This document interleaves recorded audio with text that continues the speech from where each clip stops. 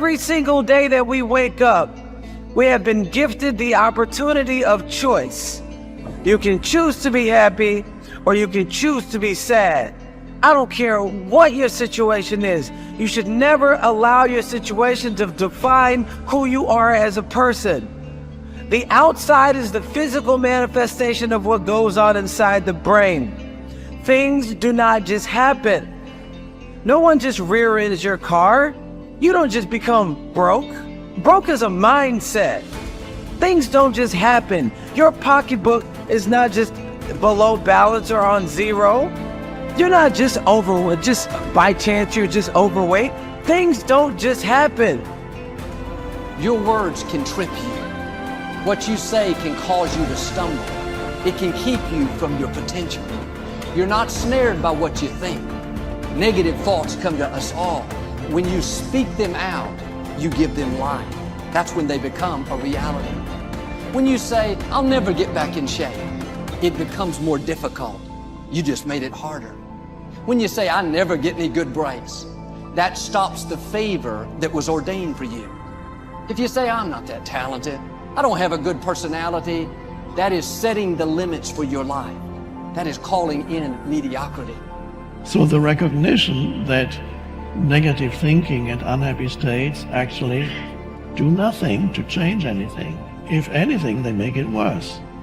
So if there's enough awareness and you can suddenly look at that, and then you can ask yourself from the deeper perspective of awareness, do I want to continue to think these thoughts? Is that helpful or good? Do I really want that? Ask yourself, what is my limiting step? What is the one factor that determines the speed at which I achieve my goal, or whether I achieve it at all? Once you've answered this question, you can move on to making a plan for how to accomplish your goals by eliminating this limiting factor. Your ability to identify your limiting step is one of the best demonstrations of your intelligence, and your capacity to eliminate this limiting step is one of the best demonstrations of your overall competence in achieving anything you want. It's our thoughts that are manifesting this world. Now you could say that's a spiritual thing, and now I say not only is it spiritual, now it is fundamental basic science of the universe. And it says then the thoughts are creative. Well, if the thoughts are creative, then who's having the thought? And you start to realize I'm having the thought. Well, then the truth is simple. As Richard Conn Henry said, you are creating this world with your mental activity and your spirituality combined. And then all of a sudden it says, well, then if I'm creating the world, then my original belief that when things didn't go right, I was a victim. The universe wasn't supporting me. You know, it's like, oh, I try so hard and the universe is not giving me things. It turns 180 degrees around. And it basically says this: we are creating this world. And then I say your mind is creating this world. Although you cannot change conditions or circumstance, you don't have to let them control you. We can't control what's going on outside, but we can control what's going on inside. You know, and unfortunately, I don't think many of us have been raised to really understand that. And it's a lack of understanding that's causing all our problems. We are the only creature on the planet that's totally disoriented in our environment. All the little squirrels, the birds, all the animals are completely at home in their environment. They blend in.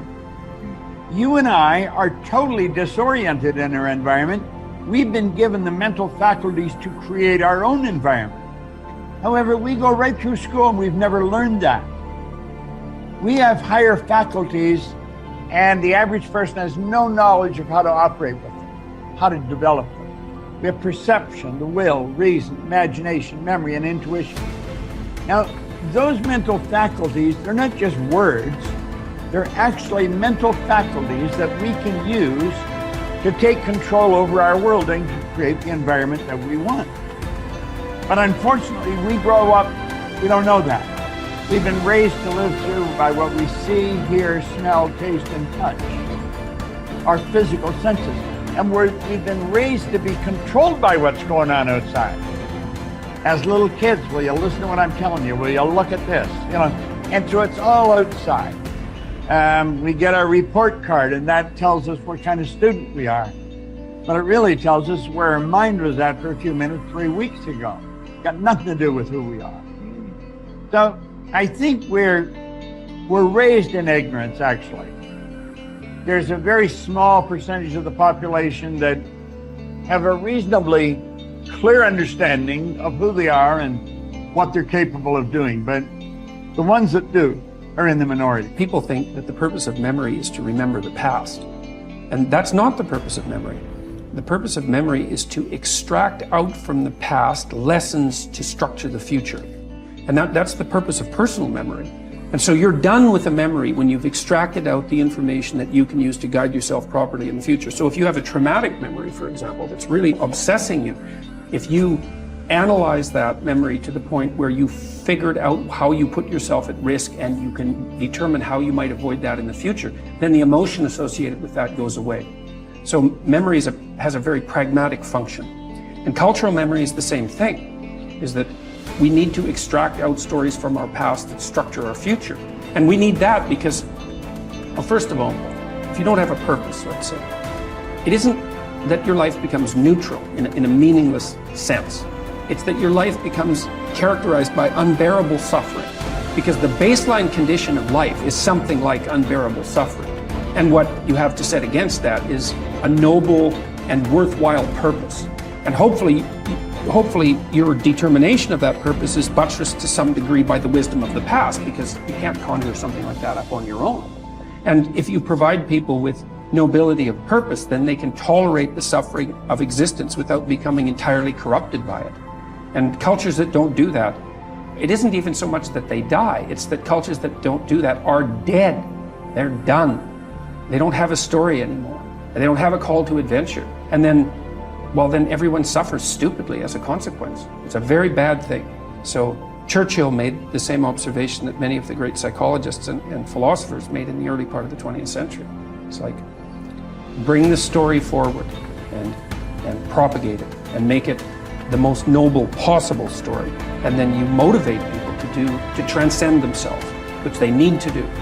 So yes, he's exactly right in his diagnosis. In order for us to become abundant, we have to overcome the old personality. And that's 95% of who we are, right? Yes. So then, the side effect of the beginning of this process is a lot of discomfort. It is a lot of discomfort because you're stepping outside the known into the unknown, and now you can't predict. It's scary. No, it's you'd rather hold on to your lack. The pain, the and suffering. Rather tell the story of that. At least it makes you feel something that's familiar. Mm-hmm. When you step outside and you're saying, I'm not going to complain about money any longer. I'm not going to complain about I don't have any. I'm not going to judge other people who do. I'm not going to say I can. I'm not worthy. It's never going to work. All those things got to go. I'm not going to feel lack. I'm not going to feel unworthy. I'm not going to feel separation. I'm not going to feel resentment. These are the things that are keeping my reality the same. Now it's no longer about abundance, about who you become. Mm-hmm. The most successful people are long-term thinkers. They look into the future as far as they can to determine the kind of people they want to become and the goals they want to achieve. They then come back to the present and determine the things that they will have to do or not do to achieve their desired futures. This practice of long-term thinking applies to work, career, marriage, relationships, money, and personal conduct. Successful people make sure that everything they do in the short term is consistent with where they want to end up in the long term. They practice self-discipline at all times. You see this willingness to sacrifice in people who spend many hours and even years preparing, studying, and upgrading their skills to make themselves more valuable, so that they can have a better life in the future, rather than spending most of their time socializing and having fun in the present. Your ability to think, plan, and work hard in the short term, and to discipline yourself to do what is right and necessary before you do what is fun and easy, is the key to creating a wonderful future for yourself. Your ability to think long term is a developed skill. As you get better at it, you become more able to predict with increasing accuracy. what is likely to happen to you in the future as the result of your actions in the present. This is a quality of the superior thinker. The common denominator of success was that successful people make a habit of doing the things that unsuccessful people don't like to do. And what were these things? It turned out that the things that successful people don't like to do are the same things that failures don't like to do either. But successful people do them anyway because they know that this is the price they have to pay if they want to enjoy greater success and rewards in the future. Successful people are more concerned with pleasing results, whereas failures were more concerned about pleasing method. Successful, happy people were more concerned with the positive, long-term consequences of their behaviors, whereas unsuccessful people were more concerned with personal enjoyment and immediate gratification. The top people were those who were more concerned with activities that were goal-achieving, whereas average people were more concerned with activities that were tension-relieving